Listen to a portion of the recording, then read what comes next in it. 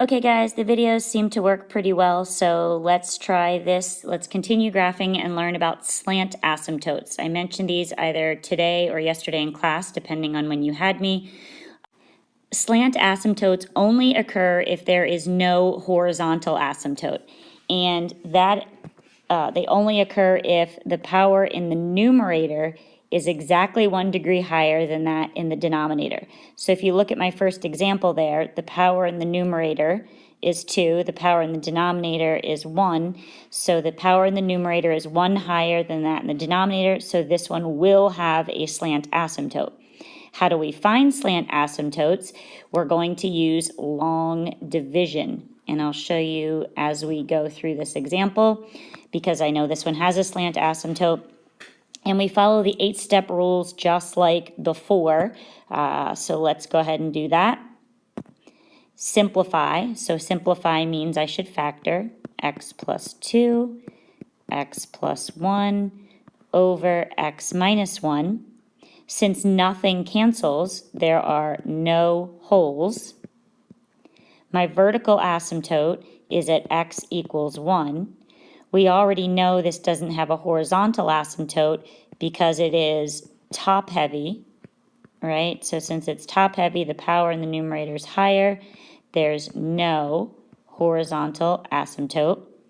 The x-intercept, so we would set the numerator equal to 0, x plus 2, x plus 1, and so my x-intercepts are -2, 0, and -1, 0.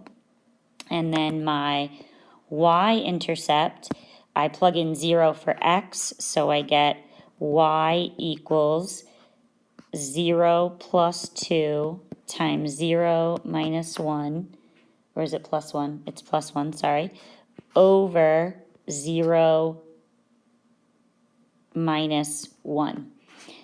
So I have 2 times 1 over -1 equals -2. So we have 0, -2 as our y-intercept. So let's go ahead and start putting some of this on our graph. And we know we have a vertical asymptote at x equals 1. I'm going to move this a little bit here. And so x equals 1. You're going to see why in a minute that I'm extending that so high. And it's top heavy, so no horizontal asymptotes, but we have x-intercepts at -2, 0, -1, 0, and then we have a y-intercept at 0, -2. So that's all we've got to go on so far. Now we need to figure out the slant asymptotes. I said you use long division to figure out the slant asymptotes. What does that mean? You take the numerator, so x squared plus 3x plus 2, and you divide it by the denominator, which is x minus 1, and you just do your division. So you have x, and then you have x squared minus x. You change the signs because you're subtracting. You end up with 4x plus 2, and then you'd be multiplying by 4, and you get 4x minus 4. Change the signs, and you end up with 6. One thing to keep in mind is that the remainder does not matter at all. Remainder does not matter at all.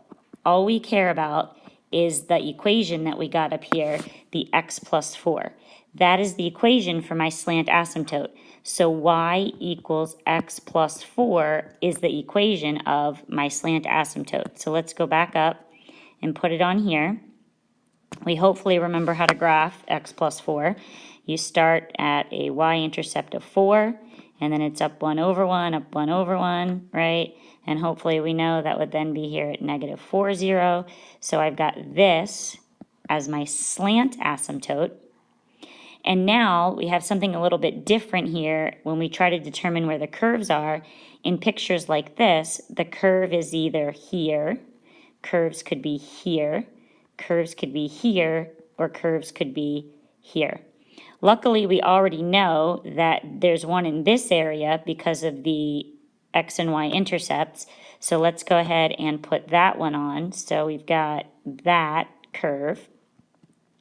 Now we need to figure out there are always going to be two curves, so we need to figure out if the next one is here, here, or here. So what should we do? We should test something to the right of the asymptote here and see if we get a number that's up in here or a number that's down here. So we just take and we test x equals 2. When we plug in 2, we get 2 plus 2 times 2 plus 1 over 2 minus 1. So 4 times 2 over 2. So you get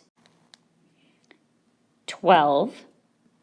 So we have the point 212, which is all the way up here. So 212. And that means we know our curves are in here. And they look like that because remember they follow the asymptotes. And that, my friends, is how we graph slant asymptotes. Now, some of you may have been asking, well, did I really need to use long division? Could I have used synthetic division? And the answer to that question is yes. So it's long division or synthetic division. And let's go down to the bottom and I'll show you how that works. So down here, if we're going to do synthetic division, we would just put a 1 in the little box because it would be the 0 that comes from that factor. And then across here, we put the coefficients here, here, here. So we've got 1, 3, 2. Then we know how to do synthetic division. 1 times 1 is 1. 4, 4, 6. That's our remainder, but remember, we don't care at all about our remainder. All we care about is this. And that's the equation x plus 4, because remember this, this is the coefficient of 1 power less than where we started. So it's just x and then plus 4. And then we have y equals x plus 4 as our slant asymptote like we did the other way. Let's try one more example and then you can be done with your homework for the night. We always start the same way. We use our 8-step process that we have, which starts with simplifying. So first I'm going to simplify by factoring. So I'm going to get x minus 4 and x plus 1 over, factor out a 2, you get x minus 1. Nothing simplifies, so we have no wholes. We only have one vertical asymptote at x equals 1. Remember, this 2 here does absolutely nothing in terms of asymptotes. It's just a 2. It would only be an asymptote at x equals 0 if there was an x here. Now let's look at our horizontal asymptotes. Well, since it's x squared over x, it's top heavy, so there are no horizontal asymptotes. Since the power in the numerator is 1 higher than that in the denominator, then we know we have a slant asymptote, and we'll do that in a bit. But let's do the x-intercepts. And what do we have? Our x-intercepts occur where the numerator equals 0.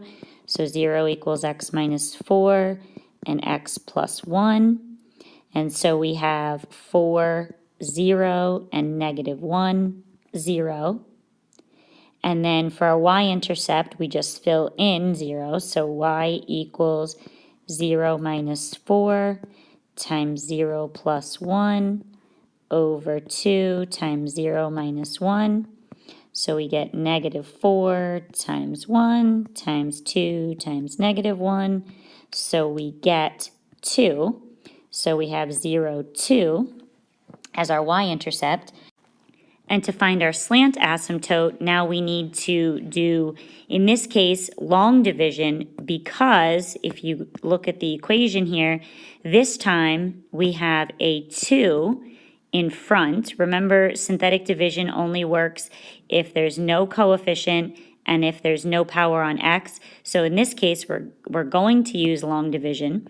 So let me go down to the bottom here and let's do the long division.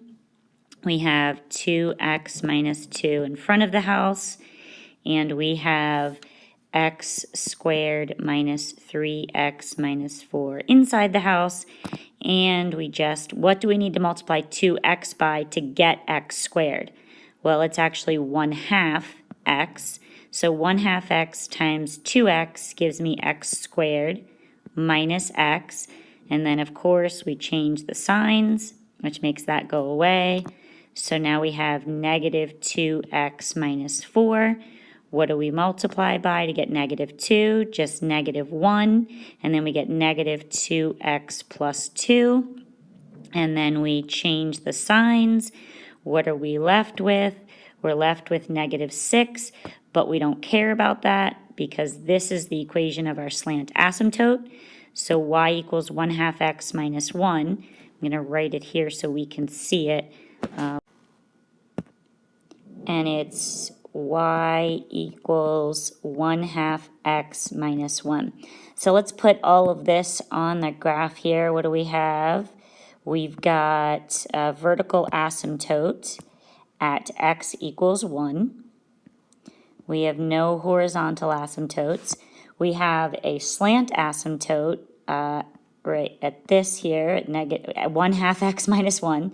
So we go to negative 1, and we do our slope up 1 over 2, down 1 to the left 2, as many as you need to get a nice good slant asymptote there. And then remember, our curves are either going to be here or here, here, and here.